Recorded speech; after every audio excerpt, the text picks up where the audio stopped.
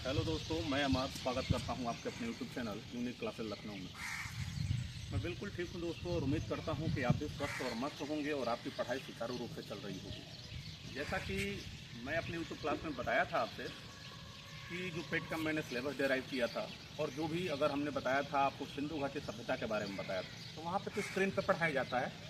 और यहाँ पे हमने जैसा आपसे प्रॉमिस किया था दिल के गहराइयों से कि मैं रूबरू होकर एक कहानी की तरह आपको सिंधु घाटी सभ्यता का एक इतनी व्यापक समझ डेवलप आपके दिमाग में पैदा कर दूंगा जिसे आप चाह कर भी नहीं भूल पाओगे। तो सिंधु घाटी सभ्यता काफ़ी एक कंफ्यूजिंग होता है और आप लोगों में से बहुत सारे लोग बार बार पढ़ते हुए भूल जाते हो कि इस कहानी को मतलब आप समझिएगा। मैं आपके जीवन का केवल 5 से 10 मिनट समय लूँगा और पूरे कहानी के तरीके से आपको सिंधु घाटी सभ्यता आपके दिमाग में बैठ जाने वाला है। तो चलिए समय ना बर्बाद करते शुरू करते हैं। किसी भी एग्जाम की आप तैयारी कर रहे हो, यूपीएससी से लगा के छोटे एग्जामों तक आपको सिंधु घाटी सभ्यता हर जगह मिलने वाला ही है। और व्यापक समझ, इसलिए मैं बार बार व्यापक समझ वर्ड यूज कर रहा हूँ कि अगर आप मेंस लिखने जा रहे हो तो उसमें बहुत ज़्यादा जरूरी हो जाता है आपकी व्यापक समझ तक।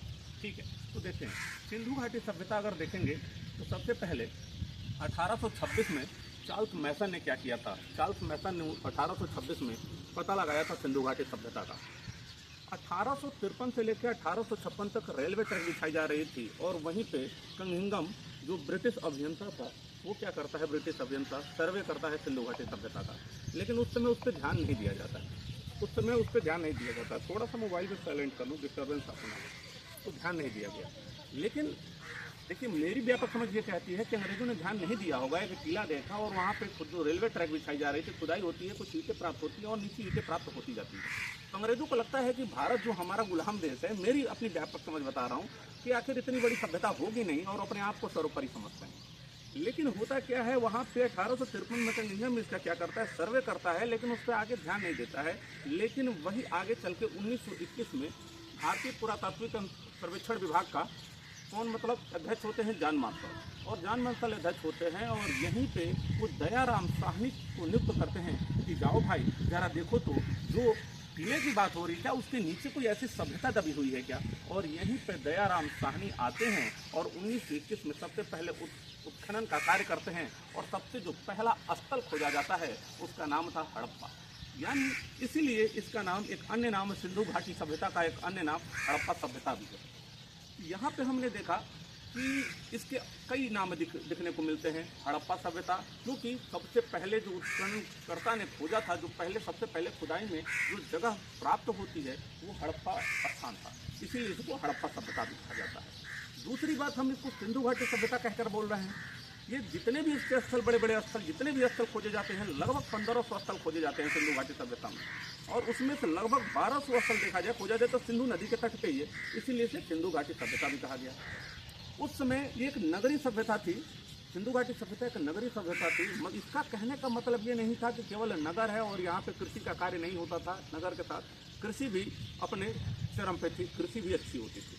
तीसरी चीज़, अगर चौथी चीज़ देखेंगे तो कांस्य युगीन सभ्यता भी कहा जाता है, क्योंकि यहाँ पे कांस्य का प्रयोग बहुत ज़्यादा देखने को मिलता है। और कांस्य एक मित्र धातु होता है, कॉपर और टीन मिलाकर कांस्य का निर्माण होता है। यानी सबसे पहले तांबे का खोज सिंधु घाटी सभ्यता में हो चुकी है। इतना हमने देखा। तो व्यापक समझ, सिंधु घाटी सभ्यता को हड़प्पा सभ्यता क्यों कहा जाता है, तो पहला स्थल हड़प्पा खोजा गया रावी के तट पे, राखलदास बनर्जी ने 1921 में खोजा था। अभी और आगे देखेंगे। दूसरी बात हमने कहा कांस्य युगीन, क्योंकि ब्रोंज का अत्यधिक प्रयोग होता है और कांस्य का अत्यधिक प्रयोग होता है, इसलिए इसे कांस्य युगीन सभ्यता भी कहा जाता है। अब देखेंगे नगरीय सभ्यता थी ही। अब देखेंगे इसका विस्तार कहाँ से कहाँ तक था। ये त्रिभुजाकार आकृति में सिंधु घाटी सभ्यता थी। जैसे वर्तमान में अपना प्राणों से प्रिय जो अपना भारत देश है, अगर देखेंगे इसका क्षेत्र कहाँ कहाँ तक फैला है, तो उत्तर में देखेंगे इंदिरा कॉल और नीचे में देखेंगे साउथ में इंदिरा पॉइंट, पूरब में देखेंगे कितबू अरुणाचल प्रदेश में और पश्चिम में आपको देखेंगे सागर माता आप गुजरात में। ठीक उसी तरीके से उस समय जो हड़प्पा सभ्यता थी कहाँ कहाँ, पूरब में देखेंगे, देखिए पूरब, पश्चिम, उत्तर, दक्षिण। पूरब में यहाँ पे देखेंगे ये आलमगीरपुर मेरठ में यमुना नदी की सहायक हिंडन नदी उसके किनारे स्थित था। यहाँ से पूरब में आलमगीर से लेकर पश्चिम कहाँ, बलूचिस्तान में सुक्कांडोर अफगानिस्तान वाले क्षेत्र तक था। सॉरी, बलूचिस्तान तो पाकिस्तान वाले क्षेत्र में आता है। यहाँ पे अफगान तक, सुक्कांडोर तक, इधर तक फैला था पश्चिम में। ऊपर देखा जाए नॉर्थ में मांडा और नीचे देखा जाए दक्षिण में तो महाराष्ट्र के दैमाबाद तक ये हमारी संस्कृति सिंधु घाटी सभ्यता फैली थी। सिंधु घाटी सभ्यता इतने क्षेत्र में फैली थी, लगभग 20 लाख किलोमीटर में इतनी सभ्यता में फैली थी। अगर आप मैपिंग पे, मैं क्लास में स्क्रीन पर बता रहा था तो मैपिंग आपसे बताया था कि अगर आप देखोगे उत्तर में यहाँ से मांडा से लेके इधर आप आ रहे हैं पश्चिम साइड, फिर दैमाबाद जाते हैं, फिर पूरब में त्रिभुजाकार आकृति बनती है। ये तो रहा अपना विस्तार का। सिंधु घाटी का अन्य नाम हमने देख लिया। अब देखेंगे कि देखिए कोई भी स्थल हमने ये बताया था लगभग 1500 स्थल खोजे गए हैं, जिसमें 500 स्थल पाकिस्तान में और लगभग 1000 स्थल भारत में, अपने प्यारे भारत में। 1000 स्थल में सबसे ज़्यादा जो स्थल खोजे गए हैं गुजरात में खोजे गए हैं। कहाँ पे? गुजरात में। मैप आप बनाओगे, गुजरात यहाँ पे है, ठीक है। तो सबसे ज़्यादा स्थल गुजरात में खोजे गए, लगभग 500 हमने बताया।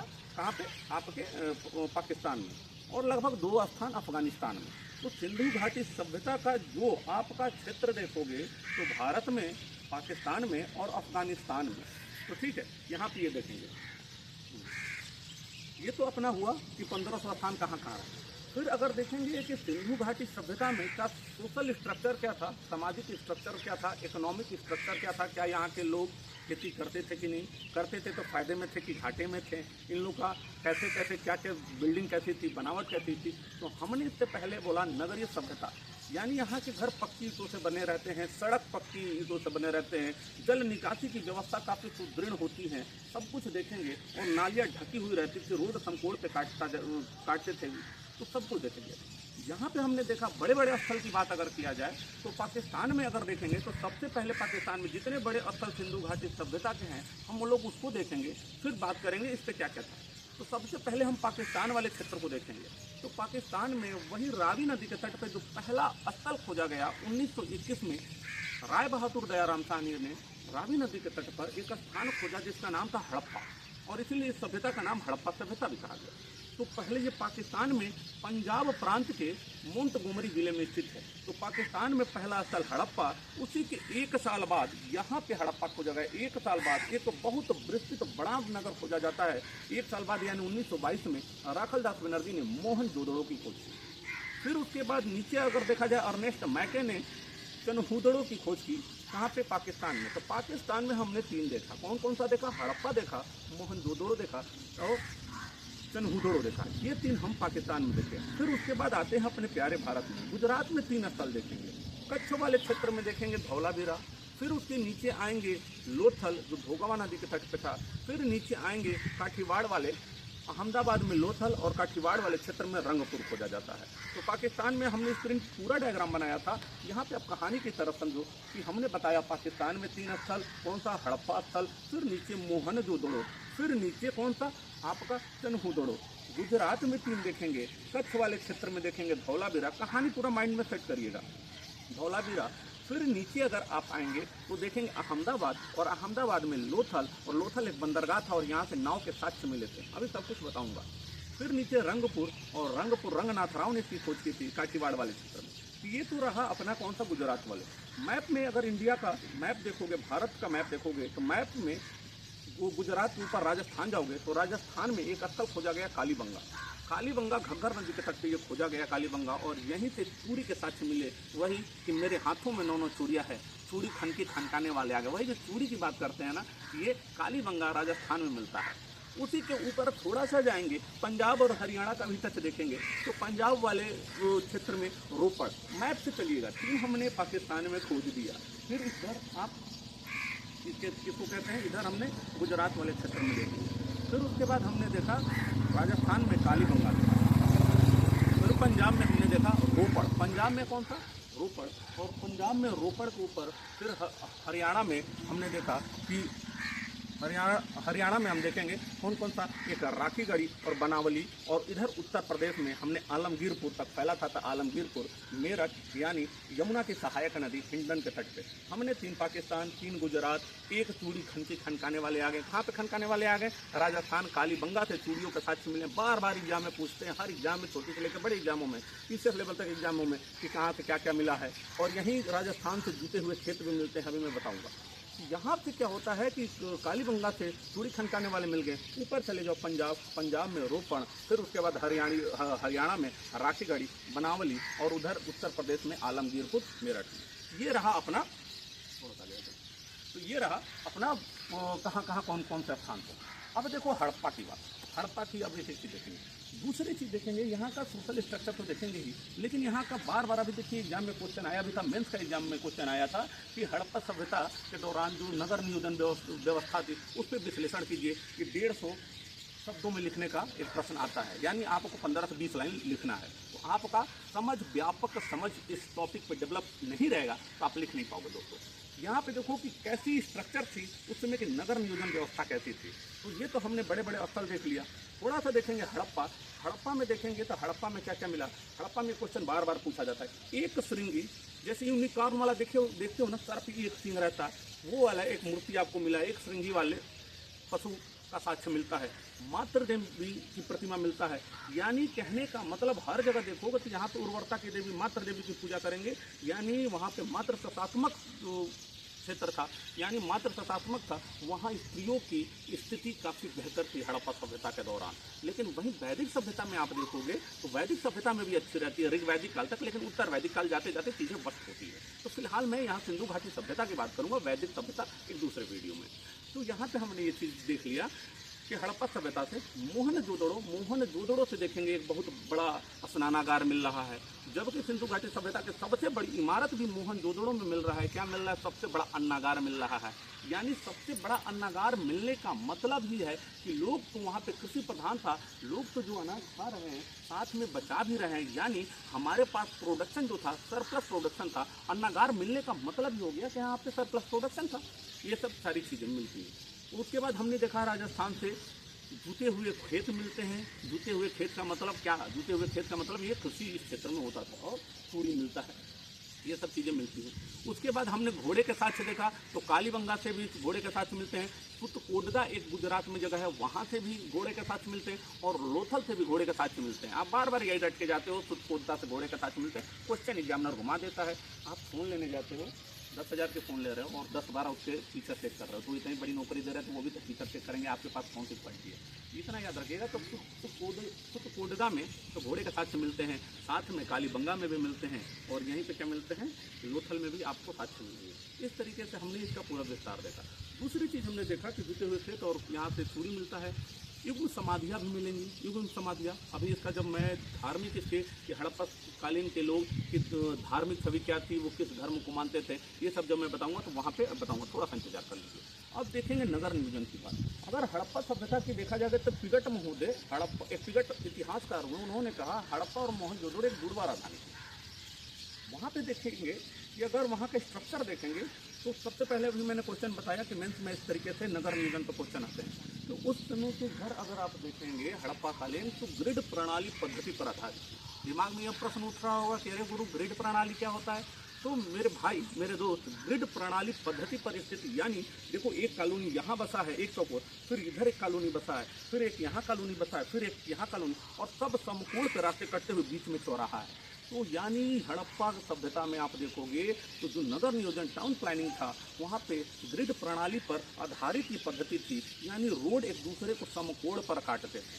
हर जगह, हर घर में क्या होता था, तो घर का जो दरवाज़ा खुलता था, ये घर है, सपोज दैट कि आई एम हाउस, और मैं घर का दरवाज़ा जो खुलता था वो मुख्य सड़क पे ना खुलकर, कहाँ खुलता था, मुख्य सड़क पे ना खुलकर दरवाजे पीछे की तरफ खुलते थे। यानी दरवाज़ा आगे की तरफ, मुख्य सड़क की तरफ ना खुल के पीछे की तरफ खुलते थे।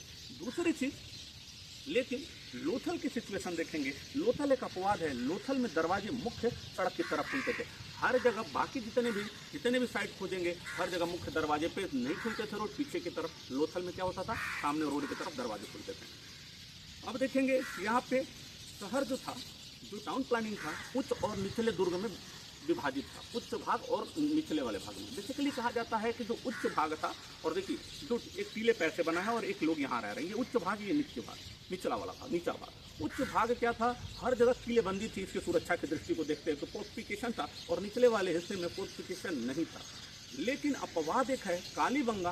कालीबंगा तुरंत दिमाग जाना चाहिए राजस्थान। कालीबंगा में ये भी किलाबंदी है और यहाँ पे भी किलाबंदी है। बेसिकली कहने वाली बात ये है, समझ सकते हो कि उच्च भाग अगर हर जगह फोर्टिफिकेशन मिल रहा है, इसमें सामंत वर्ग यानी बड़िक जो उस समय समाज के जो प्रभावशाली लोग होंगे उच्च भाग में रहते होंगे, और सामान्य जन नीचे वाले भाग में। हर जगह किलाबंदी ऊंचे वाले भाग में फोर्टिफिकेशन सुरक्षा की दृष्टि से देखते हुए होती थी, जबकि नीचे वाले भाग में फोर्टिफिकेशन कहीं नहीं रहता है, केवल कालीबंगा वाले क्षेत्र में फोर्टिफिकेशन देखने को मिलता है। इस तरीके से हमने देखा पकी हुई ईंटें, अलंकृत ईंटें कालीबंगा से भी मिलती हैं, जूते हुए खेत मिलते हैं। इस तरीके से हमने देखा नगर नियोजन। तो मैं बार बार कह रहा हूँ, एक व्यापक समझ जब तक नहीं होगा तब तक आप मेंस में नहीं लिख दोगे। प्री लेवल पे तो चलिए टिक करके आगे बढ़ जाओगे, लेकिन कहीं ना कहीं मैटर मेंस में फंस जाएगा। तो आप पढ़ रहे हैं मिस्टर अमर से, तो इतना तो आपकी व्यापक समझ डेवलप होगी ही होगी मित्र। और अगर कोई भी टॉपिक हो, इस वीडियो को मैं अपने फेसबुक प्रोफाइल पे भी डालूंगा। अगर मेरा कोई भी मित्र तैयारी करे चाहे ना करे, किसी इतिहास से संबंधित चाहे संविधान से संबंधित तो कोई भी अगर टॉपिक रुचकर लगता हो, समझ में ना आता हो और कहानी की तरह बिल्कुल समझना चाहता हो, कमेंट बॉक्स खुला है, आप कमेंट करिएगा, अगला वीडियो उससे रिलेटेड रहेगा। फिलहाल हम देखेंगे, ये तो नगर नियोजन की बात की गई, फिर हम धार्मिक चीज़ें देखेंगे। क्या हड़प्पा सभ्यता में क्या केवल एक धर्म माना जाता था? जवाब मिलेगा जी नहीं, बिल्कुल नहीं। बिकॉज थोड़ा सा देखेंगे, ये भी क्वेश्चन मेंस में आ सकता है कि हड़प्पा सभ्यता के दौरान जो धार्मिक स्थितियाँ की अवस्थिति थी क्या थी। वहाँ पर मल्टी डायमेंशनल रिलीजन देखने को मिलेगा। क्यों? क्योंकि वही मोहनजोदड़ो में हम देखेंगे कि कहीं आपको देख रहे हैं कि ये 100 जलाने की प्रथा मिल रही है, कहीं देख रहे हैं 100 दफनाने की प्रथा मिल रही है, कहीं देख रहे हैं कि 2 युग्म जोड़ी कपल जो होते हैं, युग्म समाधियाँ देखने को मिलती हैं और उनके पवित्र, जैसे कालीबंगा में क्या होता है, लोथल में क्या होता है, युग्म समाधियाँ देखने को मिलता है। और जो युग्म समाधियाँ, जो उनका पसंदीदा सामान है, लाली लिपस्टिक, चूड़ी, बंदूक, जो भी कुछ मिलता है, उनके साथ रख दिया जाता है, भैया लेके जाओ, ऊपर ही अपना शौक श्रृंगार करते रहना, मोबाइल फोन जो कुछ भी रहा हो। तो सिंधु घाटी सभ्यता में ये सब चीज़ें। तो कहने का मतलब कहीं 100 को दफनाया जाता है, कहीं जलाया जाता है, कहीं युग्म समाधियाँ दफनाई जाती हैं। तो मल्टी डायमेंशनल रिलीजियस भी होगा कि नहीं? इसीलिए आप ये कह सकते हो कि मल्टी डायमेंशनल रिलीजियस भी वहाँ का था। कहाँ का? हड़प्पा सभ्यता का। अब देखेंगे, ये तो रिलीजियस भी हो गया कि आखिर हड़प्पा सभ्यता का जो टाइम पीरियड में बताना वहाँ से थोड़ा सा छूट गया था, लगभग 2350 BC से लेकर 1750 BC तक। आज के लगभग 4.5 साल, 4344 4.5 साल पहले की बात मैं बता रहा हूँ। और उस समय बताइए अलंकृत ईंटें थी, नगर नियोजन इतनी अच्छी व्यवस्था थी। अगर टाइम मशीन बने तो मुझे बहुत इच्छा है कि टाइम मशीन अगर ऐसा हो और मैं शायद उस जाकर सभ्यता को फील कर पाऊँ, देख पाऊँ कि कितनी विस्तृत हमारी सभ्यता थी, हड़प्पा सभ्यता। और बाकी जो विदेशी इतिहास कह रहे हैं, कहते हैं कि भारत में कुछ था ही नहीं। भारत में जिस समय हर देश में ऊँट बकरी चराए जाते थे, जहाँ पे कहीं कुछ नहीं था, उस समय सबसे बड़ी नगरीय व्यवस्था थी, नगरीय सभ्यता थी अपने प्यारे भारत में। तो भारत जो अपना प्यारा देश है, उसके गौरव को, उसके गौरव गाथा को आपका कर्तव्य बनता है, हमारा कर्तव्य बनता है, हम सब भारतीयों का कर्तव्य बनता है कि अपने भारत के गौरव गाथा को दुनिया का समक्ष रखा जाए और उसे बताया जाए कि क्या चीज़ थी। तो जो आप देख रहे हैं हड़प्पा सभ्यता, उसका गौरव क्या था आप देख सकते हो। ये तो आपको रिलीजियस चीज़ें देखी हमने बताया। तीसरी चीज़ देखेंगे, क्या रिलीजियस में ये चीज़ और देखेंगे, ये तो हमने समाधियाँ बताया। दूसरी चीज़ देखेंगे कि ये प्रकृति पूजक थे, हर जगह प्रकृति पूजक, वृक्ष की पूजा करते थे। वहाँ से पशुपतिनाथ की मुहर मिलती है और देखा जाता है तो ये चीज़ मिलता है कि पशुपतिनाथ की मुहर, इससे ये कहा जा सकता है कि उस समय के लोग क्या शिव के उपासक थे, शिव की पूजा करते थे। तीसरी चीज़ कहा जा सकता है, मैंने वर्ड यूज किया, एग्जैक्ट अभी किसी को ऐसा कुछ पता नहीं है, क्योंकि जो लिपि मिली है ना, लिपि तो मिली है, वो भाव चित्रात्मक थी, उसको पढ़ा नहीं जा सका है, उसको केवल अभी कहीं उसकी लिपि को पढ़ा नहीं जा सकता। भविष्य में अगर लिपि पढ़ लेते हैं बहुत सारी नई बातें निकल के आएंगी। तो उसके जो लिपि थी वो पठनीय है। केवल आपको मैं बताया था अपने स्क्रीन वाले क्लास पे, यूट्यूब क्लास पे, कैसे कैसे लिपि थी, कैसे कैसे चीज़ें। ठीक है, फिलहाल मैं थोड़ा बहुत लिपि समझने का प्रयास करता हूँ। उसके लिए मैं अभी फिलहाल अपनी एक पाली भाषा आपने सुना होगा, गौतम बुद्ध की ये लिपि थी, पाली भाषा को सीखने का प्रयास कर रहा हूँ, क्योंकि त्रिपिटक आपको समझना है, बौद्ध धर्म को समझना है, उनके ज्ञान को समझना, उनके सम्यक दृष्टि को समझना है, तो उसके लिए पाली भाषा की जानकारी थोड़ी बहुत होनी चाहिए। तो पाली भाषा पे काम कर रहे हैं, भविष्य में देख रहे हैं क्या हो रहा है क्या नहीं। तो फिलहाल आप देखोगे ये चीज़। यहाँ पे आपने ये चीज़ देखा कि जो भाषा है उसको कोई पढ़ नहीं सकता, तो ये स्पष्ट नहीं आता है। लेकिन मंदिर का कोई अवशेष नहीं मिलता है, हड़प्पा सभ्यता में कहीं मंदिर का अवशेष नहीं मिलता है, परंतु मोहनजोदड़ो से दाढ़ी वाला पुजारी मिलता है। दाढ़ी वाला पुजारी कहाँ से मिलता है? मोहनजोदड़ो से, जबकि मंदिर का कोई साक्ष्य नहीं मिलता है। ये चीज़ हमने देखा हड़प्पा सभ्यता के बारे में। हड़प्पा सभ्यता के बारे में लाइफ स्टाइल की बात करें दोस्तों, क्या था हड़प्पा सभ्यता? देखिए, उन लोग इंजॉयमेंट के लिए क्या करते थे, इंटरटेनमेंट के लिए शिकार करते थे और पासा खेलते थे, और मिठास के लिए शहद का प्रयोग करते थे। मिठास के लिए शहद का प्रयोग और पासा खेलते थे और मनोरंजन के लिए शिकार करते थे। हाँ, ये सब चीज़ था। मनोरंजन की हमने देख ली, लाइफ स्टाइल उनका देख लिया। हमने ये भी देखा उर्वरता के देवी की पूजा करते हैं, यानी मात्र तत्वात्मक वहाँ का क्षेत्र था, हमने ये बताया। हड़प्पा सभ्यता का हमने रिलीजियस वे देख लिया, लाइफ स्टाइल देख लिया, कैसे लोग थे, कैसे क्या थे। हाँ, जो शासन जो चलाता था संभवतः वणिक वर्ग था, व्यापारी वर्ग था, वो सब शासन चलाते थे। यातायात के बारे में देखेंगे, यातायात यहाँ का देखेंगे कि यातायात के लिए देखेंगे तो लोथल और सुतकोटदा से क्या होता है कि बंदरगाह मिलता है। तो लोथल और सुतकोटदा से बंदरगाह मिलता है और यातायात के लिए भैंस गाड़ी और बैलगाड़ी का यहाँ पे प्रयोग लोग करते हैं। ये सब सारी चीज़ें हमने देखा कि यातायात के लिए देख लिया हमने कि क्या क्या मतलब लोथल और सुतकोटदा से बंदरगाह मिलते हैं और लोथल से ही नाव की साथ मिली है। ये सब दिमाग में रखते रहिएगा। और यातायात के लिए भैंस गाड़ी और बैलगाड़ी। समाज कैसा था तो समाज हमने पहले ही बताया, तो रोटा देवी की तो ये सब पूजा वूजा करते ही थे। लेकिन एक और चीज़ देखें, समाज में हम देखेंगे पर्दा प्रथा था और वेश्यावृत्ति भी थी। तो समाज में ये चीज़ देखेंगे, वेश्यावृत्ति भी थी और पर्दा प्रथा भी था समाज में। अब देखेंगे मोस्ट इम्पॉर्टेंट कि कौन सी चीज़ें कहाँ कहाँ से पाई गई हैं। तो पानी में जो हमने ये बताया युग्म समाधियाँ हमने क्या बताया कि कालीबंगा से पाया गया, लोथल से भी पाया गया। तो एक एक करके देखेंगे। हड़प्पा से एक श्रृंगी वाला पशु हमने बताया और मातृ देवी की मूर्ति बताया। दूसरा देखेंगे मोहनजोदड़ो से, तो मोहनजोदड़ो में एक बहुत बड़ा स्नानागार मिला है। अगर आप ऋतिक रोशन की मूवी देखेंगे मोहनजोदड़ो, वहाँ पे देखने को मिलेगा, तो बहुत बड़ा स्नानागार मिलेगा। दूसरी चीज़ वहाँ की हड़प्पा सभ्यता के सबसे बड़ी इमारत अन्नागार भी मोहनजोदड़ो से मिलेगा। क्वेश्चन पूछेगा कि सबसे बड़ी इमारत कौन, का अन्नागार मिलेगी। तीसरी चीज़ यहाँ से शव को जलाने का साक्ष्य भी मिलता है, कहाँ से, मोहनजोदड़ो से। दाढ़ी वाला पुजारी कहाँ से मिलता है, यहीं से मिलता है कि दाढ़ी वाला पुजारी भी मोहनजोदड़ो से मिलता है। सुलोथल और सुतकोटदा से क्या मिलता है, बंदरगाह के साथ मिलते हैं और लोथल से ही क्या मिलता है, आपके नाव के साथ मिलते हैं। और अगला चीज़ धौलावीरा से, जो अगर देखा जाए जलाशय स्टेडियम की बात होती है कि जलाशय स्टेडियम कहाँ से प्राप्त है, धौलावीरा से जलाशय स्टेडियम मिलता है। किस तरीके से हमने देखा कालीबंगा, कालीबंगा में याद रखिएगा कि चूड़ियाँ हमको मिल रही हैं, युग्म समाधियाँ मिल रही हैं। तीसरी चीज़ की आपके घोड़े के साक्ष्य भी मिल रहे हैं। चौथा चीज़ कि आपके जीते हुए खेत भी मिल रहे हैं। और एक अगला चीज़ सबसे मोस्ट इम्पॉर्टेंट, कालीबंगा से ही अग्निकुंड भी मिलता है। यानी हमने धर्म में धार्मिक चीज़ों में अग्निकुंड शायद नहीं बताया होगा, तो धार्मिक चीज़ में अग्निकुंड मिलने का मतलब कि शायद वहाँ पे लोग यज्ञोप कर रहे होंगे। लास्ट चीज़ देखेंगे हड़प्पा सभ्यता का पतन, तो वहाँ पे देखो जो कि कृषि प्रधानता थी, कृषि ज़्यादा होती थी।